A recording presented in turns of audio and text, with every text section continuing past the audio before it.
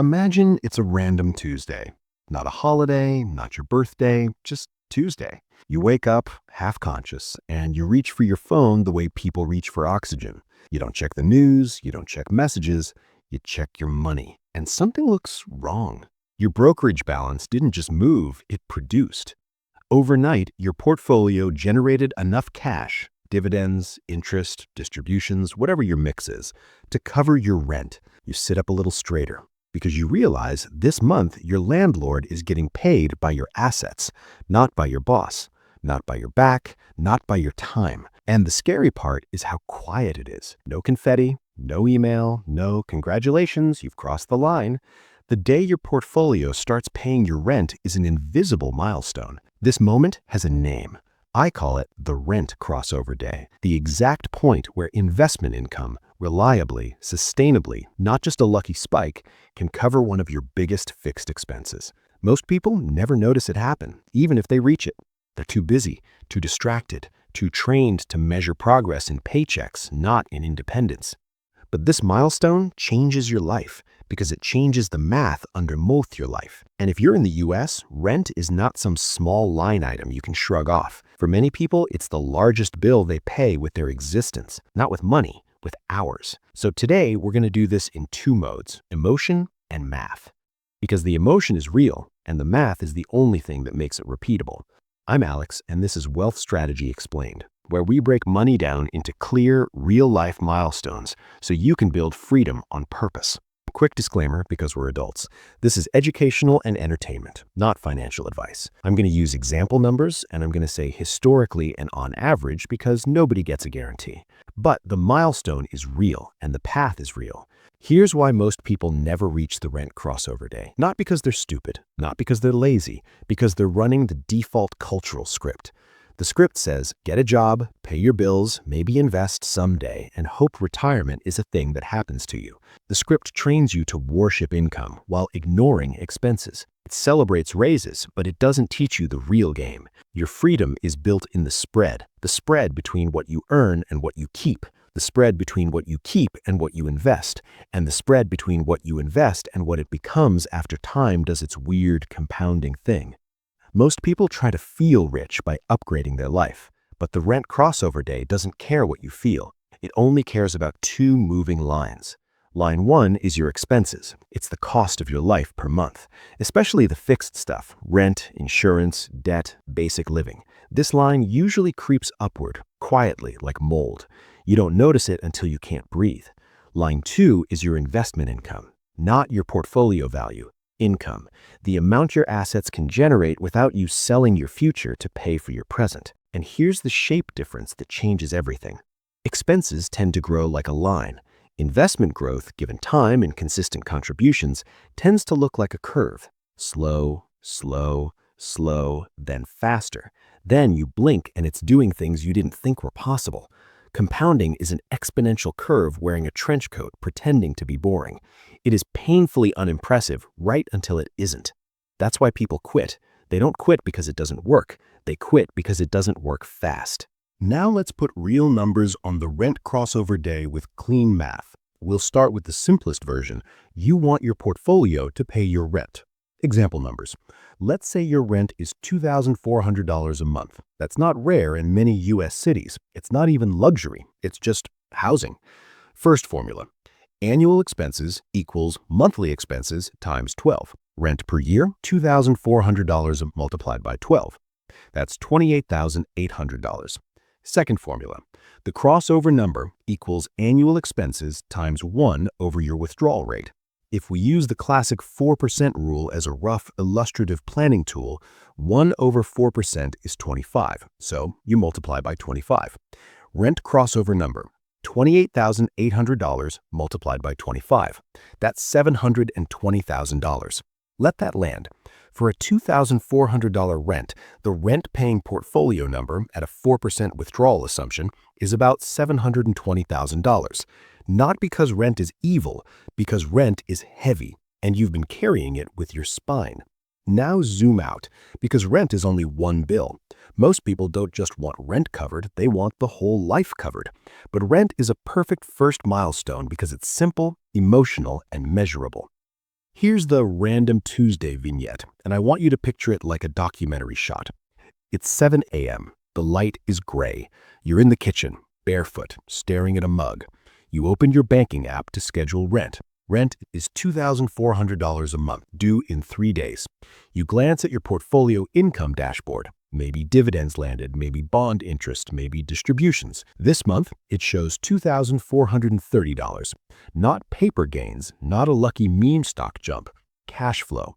The kind of number that can pay a bill and still exist after you pay it. You don't scream, you don't post it, you just sit there and something in your nervous system unclenches because you realize you just bought back a piece of your time. That is the rent crossover day. And it's not a finish line. It's the first time the financial universe proves to you that you're not trapped in wages as your only power source. Now, how long does it take to get to $720,000? This is where people either get depressed or get serious, because the timeline is not about motivation, it's about rate. Let's use illustrative assumptions, not promises. Suppose your long-term blended portfolio return averages around 7% per year before inflation, historically in broad terms, not guaranteed, volatile year to year. And suppose you invest consistently. Slow path scenario first. Example, you invest $500 per month. That's $6,000 per year. If you're starting near zero, $500 a month is meaningful, and it is also slow. At that pace, reaching a rent-paying portfolio in the hundreds of thousands can take decades, and the first 10 years feel like nothing is happening because the curve is still flat. Here's a rough curve intuition, not a guaranteed timeline. Year 10, you might have something like tens of thousands to low six figures depending on returns. Year 20, you're into meaningful six figures. Year 30, the compounding engine finally has enough mass to look like it's doing the work. That's the slow path. Survivable, steady, but psychologically brutal because you're asking your brain to stay disciplined while the scoreboard barely moves. Now the accelerated path. This is where the rent crossover day becomes a plan instead of a fantasy. The accelerated path attacks both lines. It lowers the expense line and raises the investing line. And that sounds obvious until you realize most people do the opposite. They raise expenses as income rises. Example, accelerated plan numbers. Instead of $500 a month, you invest $1,500 a month. That's $18,000 per year. And you also reduce rent from $2,400 a month to $2,000 by changing neighborhood, getting a roommate temporarily, negotiating, or downsizing, whatever is realistic for your life. Watch what happens to the math. New rent, $2,000 multiplied by 12 equals $24,000 per year. Rent crossover number at 4%, $24,000 multiplied by 25 equals $600,000. You didn't just save $400. You lowered the portfolio target by $120,000. This is what people miss. Cutting a recurring expense doesn't just save money, it deletes required capital. And when you raise contributions at the same time, you hit the steep part of the curve sooner. Accelerated path isn't magic, it's leverage. Now let's do the documentary timeline example the right way, so you feel the curve steepen. Same investor, same discipline, different decade. In the first 10 years, your contributions are the hero. The market is just background noise. Most of what you have came from you. In years 10 to 20, compounding starts to share the load. The portfolio begins to produce returns that are not trivial compared to what you add. In years 20 to 30, if you've been consistent, the portfolio can start adding an entire you each year. That's the part people don't believe, because they never stay in the game long enough to see it. The curve is not fair. It rewards time the way gravity rewards height. The higher you climb, the more powerful the fall, or the flight. Now I want to introduce another invisible milestone, because rent is just the first boss fight. It's called the freedom gradient. The freedom gradient is the psychological shift that happens when small amounts of investment income start covering specific life costs. Not retirement, not never work again, just relief, options, breathing room. It starts embarrassingly small. $100 per month, that's your phone bill. $250 per month. That's utilities and subscriptions. $500 per month. That's groceries for many households if you're not treating Whole Foods like a personality trait. $1,000 per month. Now you're covering a car payment and insurance or part of housing. $2,000 per month. Now you're talking about rent in many places or a mortgage chunk. Each step is a rung on the freedom gradient. And the mind shift is this. You stop seeing investing as someday money. You start seeing it as life support money. And there's a related concept that sits right next to this, like a hidden door in the hallway. It's called the coast point.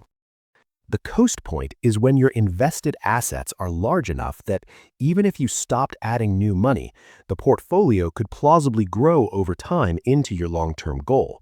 You still work, you still earn, but the pressure changes because now your future is no longer dependent on perfect behavior forever. This is what people mean when they say money buys freedom. It's not buying yachts, it's buying gradient. It's buying margin. It's buying the ability to say, not that, not this year, not for that price. Now, I can already hear the objections because you're not naive. What about crashes? What about volatility? What about inflation? What about uncertainty? Good. That means you're awake. Let's handle it calmly. First, volatility. Markets move, sometimes violently. If you build a plan that only works in perfect conditions, you don't have a plan. You have a fantasy. That's why the 4% rule is often discussed as a conservative-ish historical guideline, not a promise. Some people choose 3.5%. Some choose 3%. The lower the withdrawal rate, the higher the required portfolio. That's the trade. More safety, more capital. Second, crashes early in retirement or early in withdrawals are a real risk. That's why many people build buffer systems, an emergency fund, a cash cushion, flexible spending, and the ability to reduce withdrawals in bad years. Flexibility is insurance. Third, inflation. Inflation is a silent thief, and it's not impressed with your goals. If your rent rises over time, your rent crossover number rises too. That's why you don't build this around a single frozen number. You revisit it, you update it, you adapt. Fourth, uncertainty. You might change jobs, get sick, have kids, move. Life will life. That's not an argument against the milestone. It's an argument for building a system that can survive reality. Here's the key mindset. The goal isn't to predict the future perfectly.